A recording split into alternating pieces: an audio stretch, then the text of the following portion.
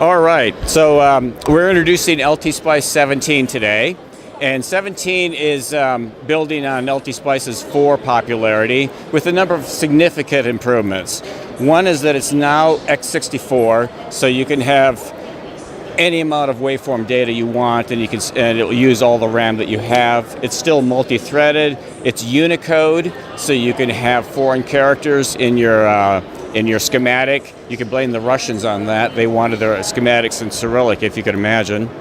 And for other features, probably the most interesting thing you'll notice is that now it cooperates with multiple monitors well. You can float a window, here, float window, and now you can take this window and put it on a different monitor. So that's probably the more visible things you'll see. Plus, if you have 2 4K monitors, you'll notice that LTspice IV actually couldn't do that properly. It didn't have enough address space to handle that many pixels, but this thing will now work on multiple monitors correctly. Other new things is we have IV curves for more devices. There's IGBTs, there's diode slow recovery. If you're working on transportation, hockey puck-sized diodes, you can model those as native circuit elements.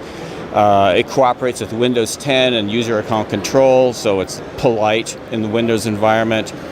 There's DLLs that allow you to that teach Windows how to view schematics. So when you look through your Windows Explorer, it will show you a preview of the schematic, and that's helpful if you want to email someone a schematic. You open up, which file to attach, and you can see a picture of the thing before you email it. So hopefully we won't be emailing people the wrong schematics anymore.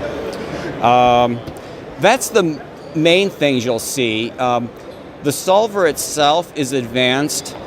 Basically, when we started working in LTspice XVII 2 years ago, development on 4 essentially stopped. So all the improvements in the solver are now only in 17.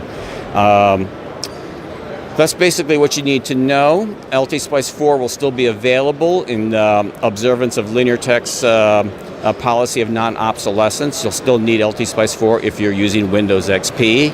You can still install it there where Windows XP does not recognize LTspice XVII as an executable.